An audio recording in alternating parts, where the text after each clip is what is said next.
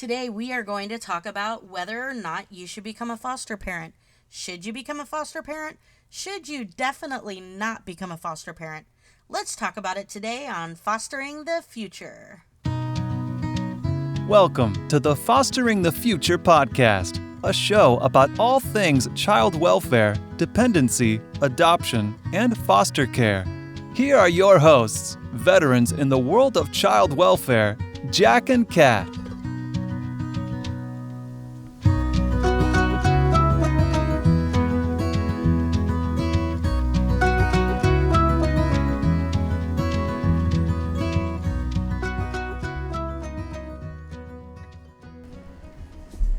We believe that every human has incredible and equal value regardless of what side of the courtroom we sit on.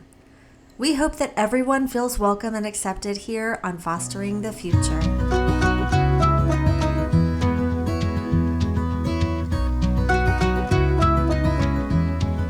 Make sure you follow us on Facebook or Instagram as Fostering the Future Podcast, or check us out on our website at fosteringthefuturepodcast.org. Hey there, this is Jack, and I'm here with Kat, and we were talking recently about how I often run into people, and when they hear that I'm a foster parent, they say that they had always thought about doing that.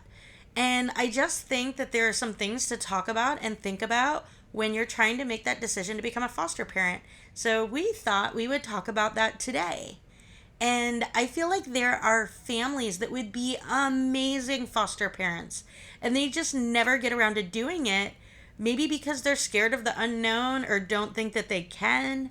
But we also have to recognize that being a foster parent isn't for everybody, and there's other ways for people to help children in foster care other than being a foster parent. And as much as we really, really, really need more foster homes, it doesn't do any good to put someone in a position that isn't a fit for them. So Kat and I came up with a list of questions to ask yourself when you're considering whether or not to become a foster parent.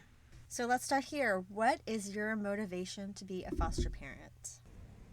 So everyone that becomes a foster parent has one or many reasons or motivations for wanting to do this.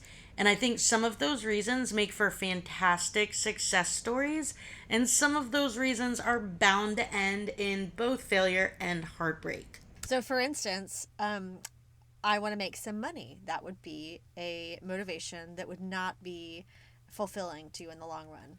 Right. So I know that every state is different. In the state of Florida, the stipend which is the amount that you're reimbursed every month for having a kid in your home, the stipend in Florida is significantly lower than other states in the country.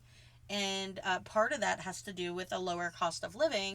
And I feel like in order to properly take care of a foster child in the state of Florida with the stipend that we're given, you're going to be investing your own money. So if you're becoming a foster parent thinking, hey, this is kind of like an extended babysitting, and that I love spending time with kids, and maybe this is a good way to make some money, well, I would recommend that is not a good motivation. The other thing that I think of is if you only want to adopt. Okay, so admittedly, one of the reasons that I wanted to become a foster parent was to add to my family through adoption. We had already adopted internationally, and we knew that as a foster parent, one of the possibilities would be adoption at times. Fortunately, it wasn't the only reason that we were interested in foster care, or it probably would have been a frustrating experience for us. But I think a lot of people go into foster care because they want to add to their family.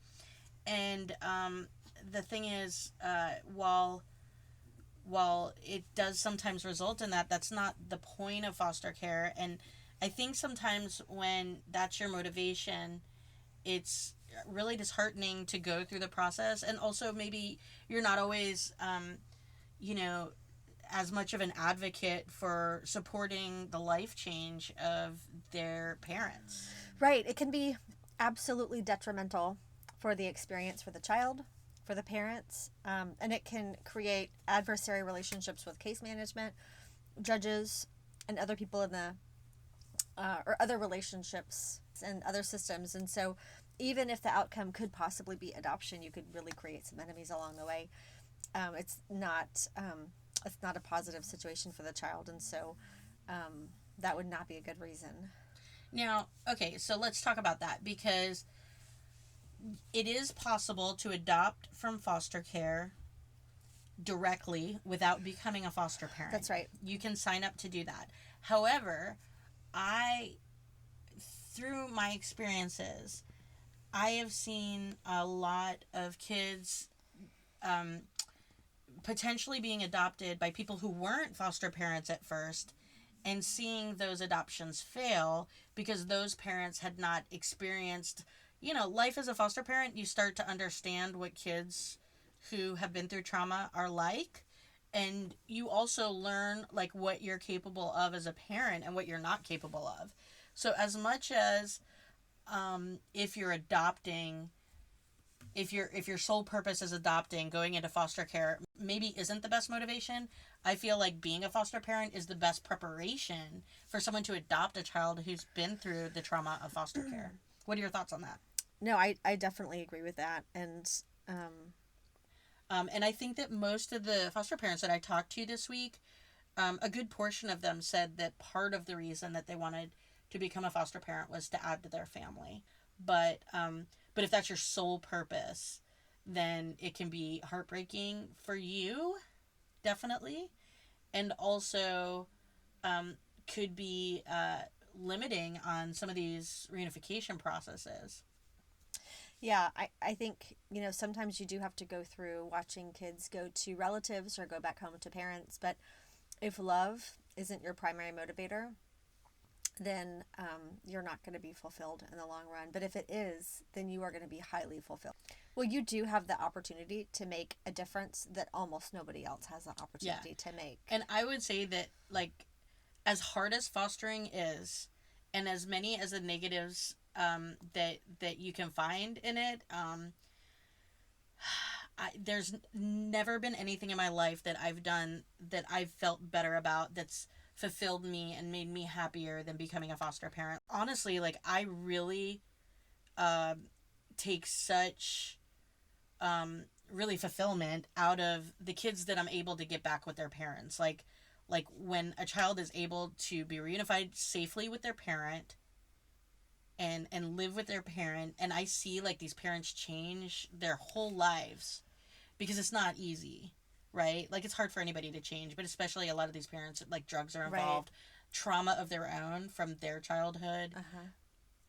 Because it has to be so bad for their kids to be removed in the first place. Right. And so if you consider how bad it has to be for your kids to be removed, there's a lot of work that has to be done to get your kids back, usually. So when you see that happen, it's like, oh my gosh. And that's one of the things that I always tell people who are considering becoming foster parents, and they're like, I just don't think I could ever handle losing the kids or the kids going back to their parents. And honestly, like, some of the hardest losses, and I don't want to say it's a loss because, like, they were never mine to begin with, but some of the biggest heartbreaks of seeing the kids leave my home that became, my children for a period of time, the joy and excitement and pride, really, that you feel for the family changing their lives and reunifying together, like, outweighs the sadness that I feel for myself in not having them in my life. You really, it's rare that you don't have them in your life at all after reunification, especially if you're able to co-parent well, and that's not always possible. But when you are, I have parents who send me pictures years later of the children that were in my home. So if I could just add the last note, like, watching, you have 3 little girls that are going home right now, and knowing that you have made such an enormous difference in their life, and that they will become mothers who were raised by their biological mother, and that they will not grow up in the system, and that their entire lineage will be different because of partly because of the difference that you made, and I would say probably largely by the difference that you made, because you've made such a difference in the life of their mom, I think that is such a strong influence to provide to the world, you know? Well, but and I also have to give props to their mom because like I have never had one of my kids' parents be more um, acknowledging of their own mistakes and willing to learn, and open to the relationship. So yeah, I think there's a lot there. What were some of the other questions that we? Okay, so the next one is do you have the patience for the behaviors?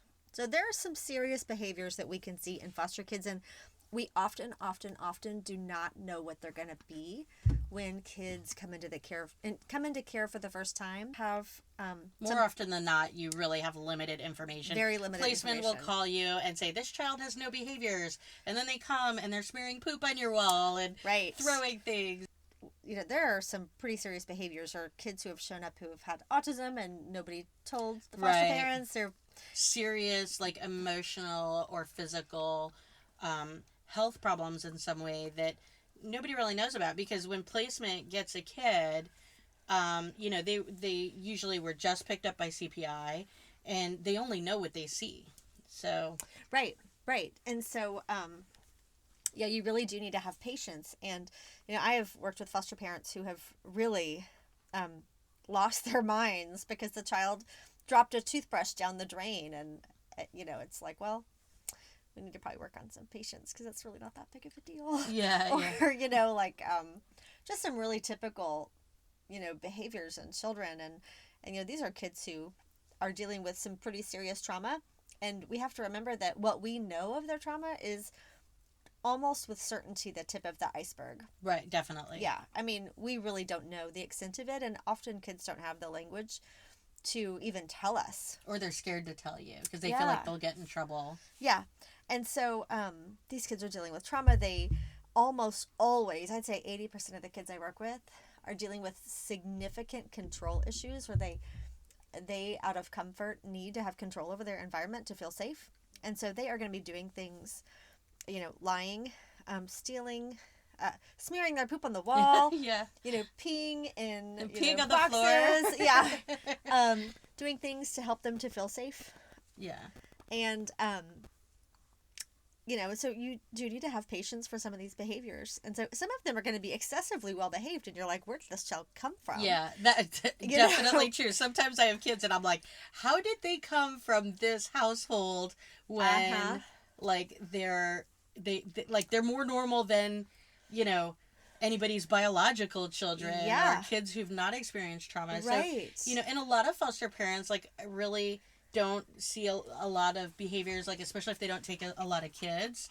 But most foster parents will have experience at some point in time with a child who like pushes your limits. And you know, every human on this planet has had things happen in their life that, you know, make them triggered by certain things.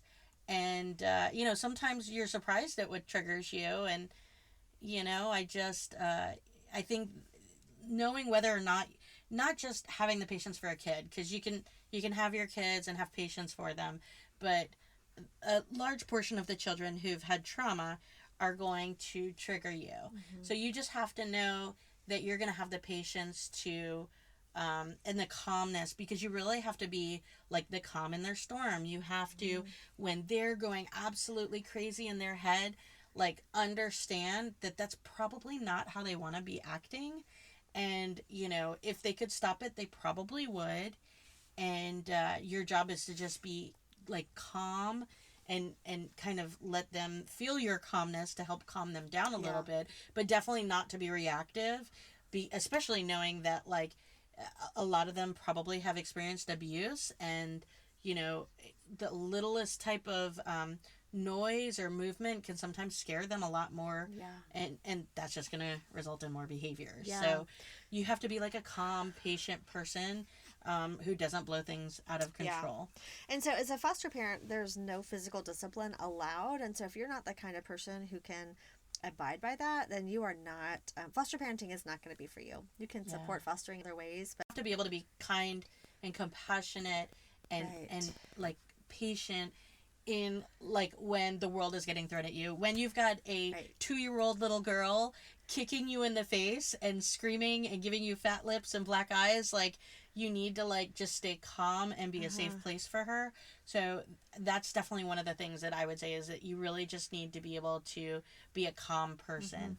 And you know, if you're easily triggered or like get Yeah. angry very easily, then foster parenting might not be for And you. and that is absolutely okay, because you can support foster parents in lots of other ways. Yeah. You don't have to provide a 100%. bed. There's a lot of other ways you can provide But we support. really do need more foster parents. Yeah. So if you are the type of person that can be calm when the storm is raging, then, you know, we need people like you.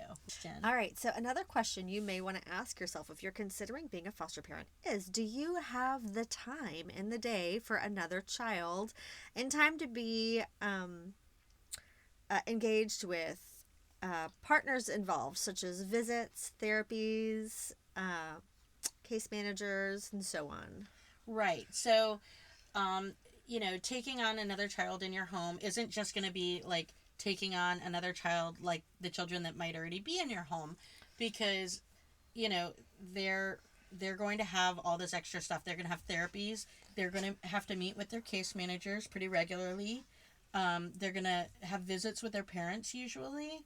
They're going to have guardian ad litems that need visits with them. So, you know, it's not that if you have a full-time job, you can't be a foster parent, because a lot of foster parents do have full-time Yeah. jobs, and, you know, they just schedule the things as they need to.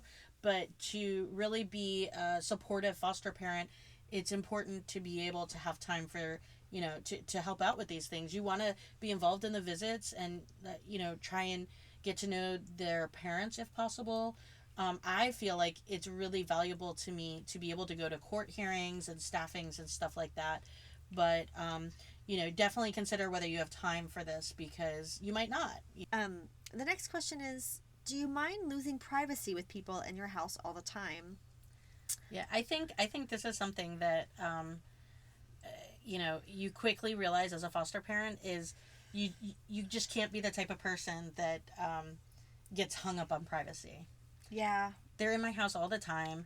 Like, you know, there's no drawers they won't open. Like, you just, you know, you just have to be okay with someone going through your stuff all the time. And, you know, people come to our house all the time to see the kids, to check on their living, and that's good. Like, I want Yeah. them to be checking our homes and making sure that the children that we're caring for are being well cared for and are in safe environments. Otherwise, we're no better than, you know, where they came from. Yeah, and you know, I think about this all the time because I am in houses often. And often, you know, I'm driving and then I get there, and often I'm like, oh my gosh, I have to use their bathroom. And people will often say, oh, you know, and I'm like, I don't care what it looks like, but I am in different bathrooms, I'm in different houses, I'm in different bedrooms all the time. I have no interest in going through people's stuff. Yeah. But I'm in people's houses constantly, Yeah. and I see their stuff, and I often think, I'm so glad that no one's in my house constantly. You know, because they must do so much to prepare. Yeah. You know, you really do lose a lot of privacy. Yeah, I remember when I first became a foster parent, every single time someone came over, I felt like my house had to be perfect. And I remember my first licensing specialist, she told me pretty early on, she's like, pretty soon your house is going to be so full of kids and you're not going to worry about putting every toy away every time I come over. And it wasn't too long that I was like, listen, you can come over whenever you want, but I might be in my jammies. My house might be a mess. There might be toys on the floor. Uh-huh. Like, I don't worry about all my dishes being clean every time someone comes over, because you know what, we live there and we've got a bunch of kids, and there are more important things than, you know, making sure the sink is always empty. So, you know, it's but you do lose the whole privacy factor. So if that's something that's important to you, it's something to consider if you're considering becoming a foster parent. Right, yeah. The next question is your partner on board? So this is a really important question, because if your partner is not on board, then you kind of have an emergency on your hands. Well, I think there are some times that, like, people really feel like they want to be a foster parent and that they'd be a good foster parent, but their spouse is not interested. And either, you know, they don't get to be a foster parent, and that's sad because they don't get to be, but you know what? Like, maybe it's for the better, because sometimes you see foster parents come in where one of the partners is not on board, and it's hard. Like, you really need each other to get through this. There are single foster parents, let me start by saying that, and some of them are absolutely incredible, but it's a lot, and it's a lot to deal with, not just without someone to tag team in when you are exhausted and you need a break, but also to not have a partner to like talk things out and, you know, emotionally support each other. Yeah, I would totally agree with that, because, you know, there are going to be times when kids are awake all night long, or someone is sick, or someone's hospitalized, and you have other kids at home, and you really need to have a lot of support, and your partner's the most important person that can support you. And if they don't want to be a foster parent and you're doing it, they're going to resent you for what comes into your house, because you really have to be on board. Like, yeah, I think if my husband was not like excited and like a willing participant in being foster parents, that like he would absolutely hate me by now, because, you know, it's a lot. Yeah. The next question is, do you have the finances? And so like we did mention earlier that you know, when you're a foster parent, they do give you a reimbursement every month that's supposed to help take care of the kids. Most kids have health insurance when they come into care, but, you know, depending on, you know, where you live, what your stipend is, in general, like, you're going to be spending your own money on these kids. Like, you're going to need to be able to financially provide for them, because sometimes the stipend gets messed up and you might go a month or 2 or 3 months without any assistance financially for them. And if it's a sibling group of a couple of kids, you've just gone 3 months with a lot of money. Yeah. Oh, absolutely. And that's happened to you before, right? Yeah. And the truth of the matter is, like, you know, at least where I live, the amount of money that you get does not cover what they need. And they come in with, like, usually none or very little clothes. I did have that one kid that came in, we called him the naked cowboy, because he had a cowboy hat and no pants. I remember that. And he was so funny. He was so cute. Oh yeah. So, and he actually, we had him twice, because I remember that. Yeah, but he did have pants the second time he came. That's so funny. So, you know, you got to spend a good deal of money on, you know, getting these kids started off when they first come to your house, when they come with no clothes and no shoes. And, you know, if you don't have the finances to, you know, have an additional kid in your home, despite the fact that you will be reimbursed at some point for a portion of that money, you've got to have, you know, the finances to be able to take on another kid. Yeah, because, you know, in Florida, I'm sure all states are different, but when I was in Texas, it was about $100, and in Florida, you get $75 when you first get a child, and that's if you're lucky. Well, you do. If the child has not been in another home, because sometimes the kid has been in another home, and they already spent that $75. But then they don't send you with the clothes for that $75. So you have to go and buy them new clothes, and you don't have a reimbursement at all. Like when the girls came back into care this time, they had been in care before, so they did not get an additional $75, but I did need to spend a good bit of money to get them, like, school uniforms and all the clothes they needed. And, you know, if we talk about this, you know, if you've never had kids before, or if you don't really think about it, you know, underwear is, what, $12 a pack. Underwear socks. And socks are the worst. And pajamas. Why are pajamas so expensive? I don't know, but, you know, I was at Old Navy yesterday, and I was like, pajamas were on sale for infants for $10 a pack. For infants, though. I don't have any infants. My kids are huge. Yeah. That's for one day. Yeah. Yeah. I mean, pajamas are so expensive. And so let's say that you're a person and you're thinking, oh, I work nights, I can't foster, or whatever, or, you know, I'm just not very patient, or I don't like kids, but I want to support. That is how you can support foster parents. That's great. Purchase socks, purchase underwear, purchase diapers, purchase pajamas, and donate them to someone that you know that's a foster parent, because that is so helpful. Yeah, absolutely. But if just a few pair of pajamas and socks and underwear, and there's your $75. Oh yeah, gone. And a lot of these kids either come with, sometimes they come barefoot, but a lot of the times they come with shoes that don't fit them, or shoes that are falling apart.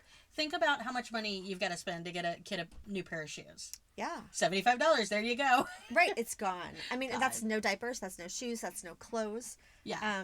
So, needless to say, you need to have finances available Yeah. to provide for these children that are coming into your home. You do.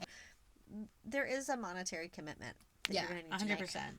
Something to consider if you are considering becoming a foster parent. The next question is, do you have the support?